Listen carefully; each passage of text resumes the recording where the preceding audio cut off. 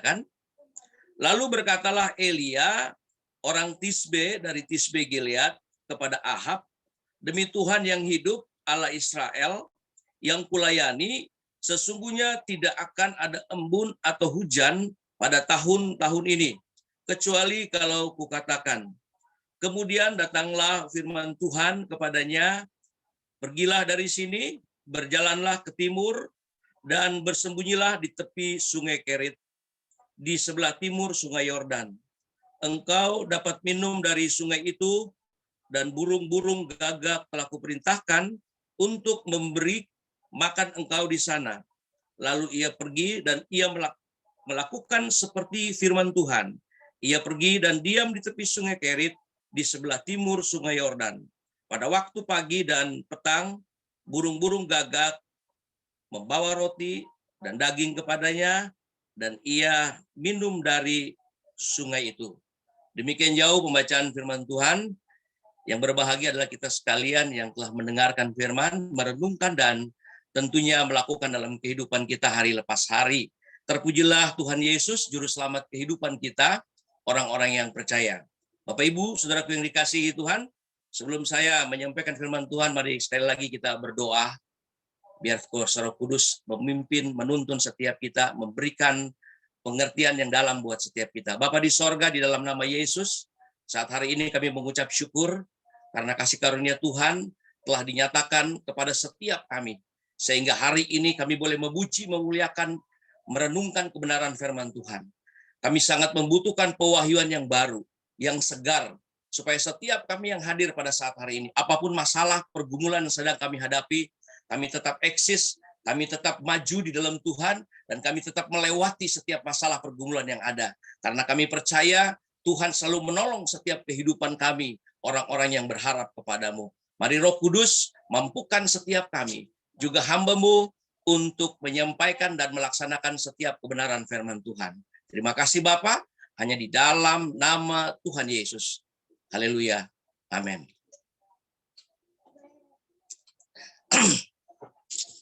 Bapak Ibu, saudaraku yang dikasihi Tuhan, kita sudah membaca kebenaran firman Tuhan pada saat hari ini. Kita tahu sama-sama bahwa Elia sebagai hamba Tuhan yang diutus oleh Tuhan di tengah-tengah bangsa Israel, yang ketika itu dipimpin oleh seorang raja yang namanya Ahab, yang kehidupan rohaninya mulai tidak benar di hadapan Tuhan. Karena Ahab telah melakukan berbagai banyak dosa, berbagai banyak hal, sehingga ketika itu ya Tuhan berfirman kepada Elia agar bangsa Israel pada waktu itu diingatkan untuk tetap datang menyembah kepada Tuhan. Bapak Ibu saudaraku yang kekasih, tema khotbah saya pada siang hari ini adalah hidup orang percaya di tengah-tengah kesulitan, di tengah-tengah krisis. Kita tahu bersama bahwa secara khusus bahwa kita sekalian di Indonesia saat hari ini sudah hampir berjalan 2 tahun ya, mengalami krisis kesehatan ya. Sampai hari ini kita masih melaksanakan PPKM ya, tetapi dalam yang level yang lebih rendah. Kita bersyukur karena kita percaya bahwa ini semua campur tangan Tuhan. Krisis kesehatan. Tapi kita percaya bahwa tangan Tuhan selalu ada dalam kehidupan kita sebagai orang-orang percaya. Ya, banyak jiwa yang harus melayang, banyak jiwa yang harus meninggal, banyak orang-orang yang mengalami ya karena adanya COVID ini kesulitan di berbagai bidang, bahkan ekonomi kehidupan kita. Tapi kita percaya bahwa penyertaan Tuhan itu selalu ada kepada setiap orang yang percaya kepada Dia. Penyertaan Tuhan selalu ada bagi orang-orang yang tetap berharap kepada Tuhan. Bapak Ibu Saudaraku yang kekasih, di dalam perenungan ini ada 3 hal yang akan saya sampaikan. Bagaimana hidup orang percaya itu di tengah-tengah krisis, di tengah kesulitan. Bagaimana untuk menghadapi itu? Apa yang harus kita lakukan sebagai anak Tuhan, sebagai orang percaya? Elia yang mewakili orang percaya ya pada saat dia menghadapi kesulitan hidup. Nah, Kebenaran firman Tuhan, Tuhan Yesus pernah mengajar kepada kita sekalian bahwa di dalam Injil, ya, di dalam Injil Matius 10 itu kita bisa baca nanti di rumah, itu ayat 16 dan ayat 22 dikatakan bahwa kita sebagai anak Tuhan, sebagai orang percaya itu diutus oleh Tuhan seperti domba yang ditaruh di tengah-tengah serigala. Dan ayat 22 dikatakan bahwa kita ini akan dibenci oleh banyak orang karena nama Tuhan. Ya. Jadi kita lihat bahwa memang kehidupan kekristenan itu diperhadapkan. Ya, secara rohani kita diperhadapkan dengan berbagai macam hal, yaitu tadi kita ditaruh seperti domba di tengah-tengah serigala. Dan kita akan dibenci sebagai kaum minoritas, kita akan dibenci, tetapi kita lihat bahwa Tuhan tetap mengajar kepada setiap kita supaya kita tetap mengasihi, supaya kita tetap ya mendoakan musuh-musuh kita, supaya kita tetap ya memberkati mereka. Ini satu ajaran yang sangat luar biasa. Nah, oleh sebab itu, Bapak Ibu, saudaraku yang dikasih oleh Tuhan, Elia sebagai seorang hamba Tuhan, sebagai seorang pelayan Tuhan, atau sebagai seorang anak Tuhan seperti kita, dia bertanggung jawab untuk menyampaikan suara kebenaran, untuk menyampaikan ya isi hati Tuhan kepada Ahab ketika itu. Saudaraku yang kekasih, tadi saya katakan bahwa sedikitnya ada 3 yang akan saya sampaikan pada siang hari ini, ya di tengah-tengah krisis, di tengah-tengah kesulitan hidup kita sebagai orang percaya. Karena waktu berjalan terus, yang pertama, saudaraku yang kekasih, apa yang dilakukan Elia pada saat dia menghadapi ya krisis, ya kesulitan hidup ketika itu. Yang pertama, saya bacakan buat kita pada ayat ya yang pada ayat 1 dikatakan seperti ini. Lalu berkatalah Elia, orang Tisbe dari Tisbe Gilead kepada Ahab. Ya, Ahab adalah raja Israel. Yang kulayani demi Tuhan yang hidup, Allah Israel yang kulayani, sesungguhnya tidak akan ada embun atau hujan pada tahun-tahun ini kecuali kalau kukatakan.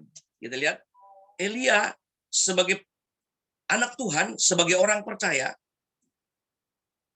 dia menyampaikan ya suara kenabian. Dia menyampaikan suara kebenaran firman Tuhan kepada raja. Karena kita lihat bahwa memang Raja Ahab lah ya memiliki kesalahan yang begitu luar biasa. Bisa kita lihat di dalam 1 Raja-Raja 18 ayat yang ke-16 sampai ayat yang ke-18 saya bacakan. Hanya ingin menunjukkan saja bahwa betul apakah Raja Ahab yang berbuat dosa atau tidak. Ya, saya hanya ingin menunjukkan saja 1 Raja-Raja 18 ayat yang ke-16, 17 dan 18. Saya bacakan untuk kita. Lalu pergilah Obadja menemui Ahab dan memberitahukan hal itu kepadanya. Kemudian Ahab pergi menemui Elia.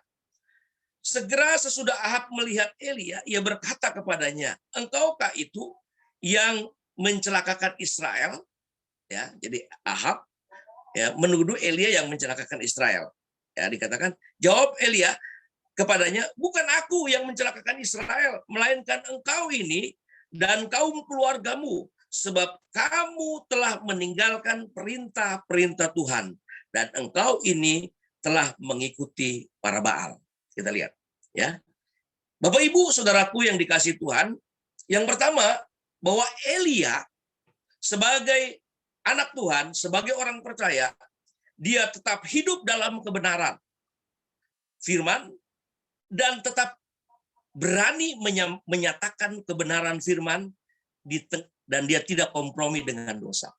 Itu yang pertama, bahwa hidup orang percaya di tengah-tengah krisis atau di tengah-tengah kesulitan, kita sebagai anak Tuhan harus tetap hidup di dalam kebenaran firman Tuhan. Dan kita tetap berani untuk menyatakan kebenaran firman Tuhan. Dan jangan pernah kompromi dengan dosa. Ini yang harus terjadi dalam kehidupan kita sebagai anak Tuhan. Sebagaimana Elia lakukan, bahwa dia tetap hidup dalam kebenaran firman. Dan dia mau menyatakan kebenaran itu. Dan dia sampaikan kebenaran itu. Ya, walaupun kebenaran itu sungguh mungkin akan menyakiti orang lain atau akan membuat orang lain tersinggung, kalau memang itu benar firman Tuhan harus disampaikan. Ini banyak contoh di Alkitab, ya. Contohnya saja di Alkitab itu Yohanes Pembaptis pernah menegur Herodes, karena pada waktu itu Herodes mengambil istri daripada saudaranya yang namanya Herodias. Ya, pada waktu itu Yohanes Pembaptis menegur, ya, dan akhirnya Herodias benci dan marah, dan pada waktu itu Elia harus kehilangan kepalanya, dia dipenggal kepalanya. Saudara bisa baca nanti di rumah dalam Markus 6 ayat 18 dan seterusnya di sana. Ya. Jadi berani menyatakan kebenaran. Memang ada risiko-risiko yang saat hari ini yang harus dihadapi. Ya, saudara mungkin bisa lihat saat-saat hari ini yang lagi rame, ya, Muhammad KC yang saat hari ini sudah masuk di penjara, ya, dipenjarakan untuk menyampaikan kebenaran. Jadi kita lihat bahwa ada risiko yang akan dihadapi oleh setiap kita anak-anak Tuhan untuk mempertahankan kebenaran. Jadi kita walaupun di tengah-tengah kehidupan yang sulit ini, kita jangan sampai ya menjauh daripada Tuhan, tapi kita harus nyatakan kebenaran itu. Kita harus tetap hidup sesuai dengan kebenaran firman Tuhan. Karena inilah yang Tuhan inginkan. Dan saya percaya Bapak Ibu Saudaraku yang kasih, pasti Tuhan akan bela setiap kita. Ya, pasti Tuhan akan menyertai setiap kita. Ya, jelas sekali tadi saya katakan bahwa Yesus mengatakan di dalam Matius tadi bahwa kita seperti domba ditaruh di tengah-tengah serigala. Kita lihat bahwa domba tidak punya kekuatan apa-apa. Itu artinya bahwa kita harus bersandar kepada Tuhan yang adalah juru selamat kehidupan kita. Jadi Bapak Ibu Saudaraku yang kasih, itu yang pertama yang saya bisa bagikan, bahwa sebagai orang percaya yang hidup di tengah-tengah kesulitan ini, kita harus tetap dalam kebenaran firman Tuhan. Jangan sampai goyah. Kita harus tetap berani untuk menyatakan kebenaran dan jangan pernah kompromi dengan yang namanya dosa. Itu yang pertama. Yang kedua, yang saya dapat bagikan pada siang hari ini, pada ayat yang ketiga, Bapak Ibu, dari bacaan kita dalam 1 Raja 17 ayat yang ketiga, saya bacakan, pergilah dari sini, berjalanlah ke timur, dan bersembunyilah di tepi sungai Kerit, di sebelah timur sungai Yordan. Engkau dapat minum dari sungai itu, dan burung-burung gagak telah kuperintahkan untuk memberikan makan engkau di sana. Yang kedua, hidup orang percaya di tengah-tengah kesulitan, di tengah-tengah krisis, kita harus tetap setia dalam perjalanan rohani kita. Kita harus tetap setia dalam perjalanan iman kita sebagai anak Tuhan. Saudaraku yang kekasih, Allah yang disembah oleh Elia adalah Allah yang sanggup melakukan apa saja. Allah yang disembah oleh Elia dapat membangkitkan orang mati, dapat melakukan perkara yang ajaib. Pertanyaannya, kenapa kok Elia tidak berkata kepada Tuhan, Tuhan, biar saya di sini saja. Ngapain saya harus pergi ke Sungai Kerit? Bisa dong Elia berkata seperti itu. Tapi kita lihat di sini bahwa Tuhan ingin mendidik Elia. Tuhan ingin mengajar Elia supaya Elia bisa melihat kemuliaan Tuhan yang lebih lagi di dalam kehidupannya, di dalam perjalanan rohani yang saat itu dia sedang jalankan. Ya, kita lihat dia tetap setia. Dikatakan, ya, ayat yang ketiga, pergilah dari sini. Dari sini, dari mana? Dari tempat tinggalnya. Pergilah dari sini, dari mana? Dari daerah nyamannya. Saudaraku, kita tahu Abraham, dia harus keluar dari Ur Kasdim. Dia harus pindah. Dia harus keluar. Kata firman Tuhan apa? Tinggalkan tempat itu. Tanah kelahiranmu. Kalau dia mau keluar, kata firman Tuhan, aku akan memberkati engkau. Aku akan menyertai engkau. Kita lihat di sini. Jadi kita lihat bahwa kita harus berani meninggalkan daerah nyaman kita. Kalau firman Tuhan katakan kita pergi, kita harus pergi. Taat kepada suara Tuhan. Taat kepada kebenaran firman Tuhan. Jadi kita lihat bahwa Elia, dia setia dalam perjalanan imannya, dalam perjalanan rohaninya. Karena dia tahu Tuhan sedang membentuk kehidupan rohaninya untuk tetap kuat, ya, dan dewasa rohani. Bapak Ibu, saudaraku yang kekasih, kalau Elia pada waktu itu dia tetap bertahan di tempatnya, dia tidak akan pernah lihat mujizat. Dia tidak akan pernah melihat bagaimana dia dilayani oleh seekor burung gagak. Bagaimana burung gagak itu membawa roti setiap hari, membawa daging setiap hari dalam kehidupannya. Kita lihat bahwa perjalanan rohani itu, perjalanan iman itu untuk menunjukkan kepada kita sekalian bahwa kita akan melihat penyingkapan rahasia Tuhan dalam kehidupan kita. Tuhan akan menyingkapkan hal-hal yang baru dalam kehidupan kita ketika kita mau melaksanakan perjalanan rohani kita. Memang banyak tantangan, memang banyak hal yang akan kita hadapi. Tapi percayalah bahwa Tuhan senantiasa buka jalan buat setiap kita. Pada waktu itu, Bapak Ibu Saudaraku yang dikasihi Tuhan, setelah sungai Kerit itu sudah menjadi kering, Elia pun disuruh pergi lagi. Kita lihat, ya, saya mau baca, saya ingin menunjukkan saja kepada Bapak Ibu, di dalam ayat yang ke-9, dalam bacaan 1 Raja-Raja 17, pada ayat yang ke-9 berkata begini, bersiaplah, nih Tuhan berkata, maka datanglah firman Tuhan kepada Elia, bersiaplah, pergilah ke Sarfat, yang termasuk wilayah Sidon, dan diamlah di sana. Kita lihat, Tuhan menyuruh lagi, memerintahkan lagi. Dan apa yang terjadi di Sarfat? Elia melihat, bahkan melakukan mujizat yang sangat luar biasa. Jadi perjalanan iman, perjalanan rohani, itu akan membawa kita melihat perkara-perkara yang luar biasa. Kita akan melihat perkara-perkara yang ajaib. Kita akan melihat perkara-perkara yang tidak bisa diukur dengan akal kita. Saudaraku yang kekasih, kalau agama lain, kepercayaan lain, kata, ya, saya pernah mendengar dari YouTube, saya melihat bahwa mereka kalau mau percaya kepada Tuhan harus berakal dulu.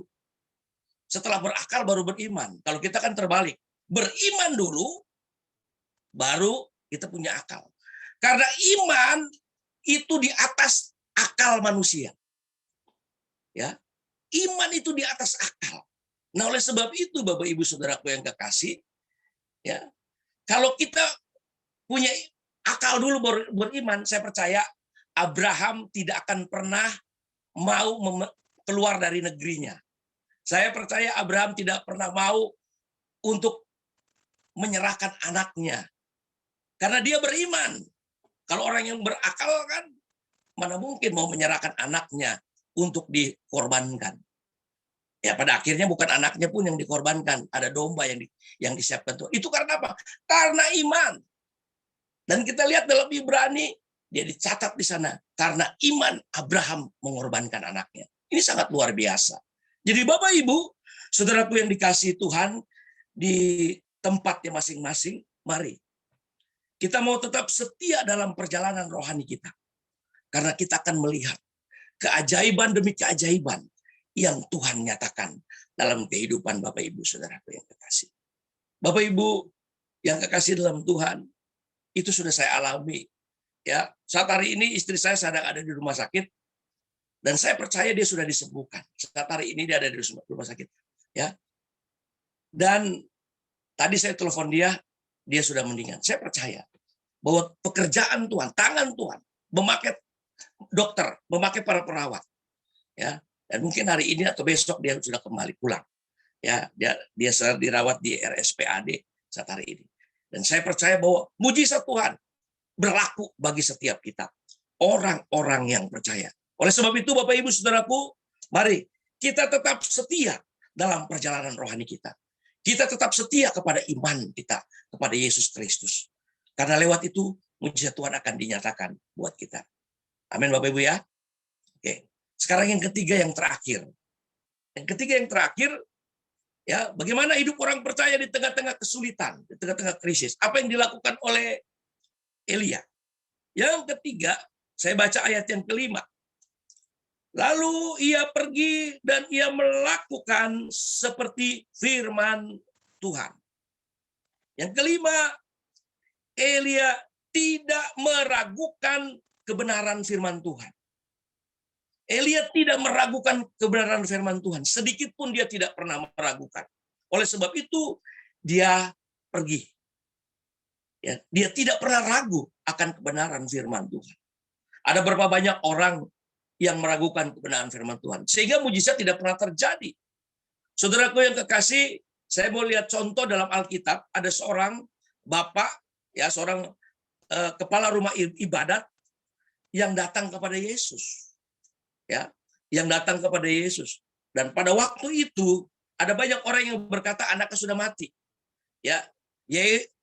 Kepala rumah ibadat itu yang bernama Yairus. Tapi Yesus berkata apa kepada Yairus? Di dalam Markus 5. Ya, saya baca buat kita. Ayat 35 dan seterusnya saya baca. Ini sebagai contoh. Kita lihat bahwa Yairus tetap mau mendengarkan, tidak meragukan kebenaran firman Tuhan. Saya bacakan buat kita Markus 5 ayat yang ke-35 dan seterusnya. Ketika Yesus naik, ketika Yesus masih berbicara, datanglah orang dari keluarga kepala rumah ibadat itu dan berkata, anakmu sudah mati. Apa perlunya lagi engkau menyusah-nyusahkan guru? Tetapi Yesus tidak menghiraukan perkataan mereka dan berkata kepada kepala rumah ibadat itu, janganlah takut, percaya saja. Lalu Yesus tidak memperbolehkan seorang pun ikut serta kecuali Yakobus, Yohanes, saudara Yakobus. Kita lihat. Yesus berkata kepada Yairus, jangan takut, jangan hiraukan. Saudara yang kasih, kenyataannya anaknya mati. Realitanya anaknya mati. Tapi Yairus pada waktu itu, dia hanya percaya kepada kebenaran firman Tuhan. Dia tidak meragukan sedikit pun perkataan Yesus. Bapak Ibu Saudaraku, boleh dicatat nanti dalam Markus 5 itu, ayat 35 dan seterusnya. Ya, dia tidak meragukan perkataan Yesus sedikit pun. Dan pada saat itu kita lihat, mujizat Tuhan terjadi, anaknya ya dibangkitkan. Nah, ketika kita tidak meragukan akan suara Tuhan, tidak meragukan kebenaran firman Tuhan, saya percaya Bapak Ibu Saudaraku yang kasih, apapun masalahmu saat hari ini yang kau sedang hadapi, apapun pergumulanmu, jangan pernah ragukan suara Tuhan. Jangan pernah ragukan kebenaran firman Tuhan. Karena firman Tuhan adalah iya dan amin. Cepat atau lambat Tuhan pasti menolong saudara. Tuhan tidak pernah terlalu cepat dan tidak pernah terlalu terlambat untuk menolong setiap kehidupan kita. Orang-orang yang percaya kepadanya. Oleh sebab itu, kita sebagai anak Tuhan, saat-saat hari ini, mari kita jangan pernah ragukan sedikit pun akan kebenaran firman Tuhan. Bapak Ibu, saudaraku yang kekasih dalam Tuhan, 3 hal inilah yang boleh saya bagikan buat kita sekalian di masa-masa krisis ini, di masa-masa sulit ini. Mungkin ada yang sudah menganggur, mungkin ada yang kesulitan ekonomi, ada yang sakitkah anaknya, dan berbagai macam hal. Mari, yang pertama, tetap kita mau hidup dalam kebenaran firman Tuhan dan terus menyatakan kebenaran firman Tuhan. Dan yang kedua, kita tetap setia dalam perjalanan iman kita. Dan yang ketiga, kita jangan pernah ragukan akan kebenaran firman Tuhan. Saya percaya kita sekalian akan diberkati oleh Tuhan. Saya percaya kita semua akan dipakai oleh Tuhan secara ajaib dan luar biasa. Dan kita akan melewati masa COVID ini. Dan kita akan melihat pertolongan demi pertolongan yang Tuhan nyatakan buat kita sekalian yang ada pada siang hari ini. Biarlah firman Tuhan memberkati kita sekalian saat ini, besok, bahkan sampai selama-lamanya. Amin. Saya kembalikan kepada MC, saya persilakan. Baik Pak, terima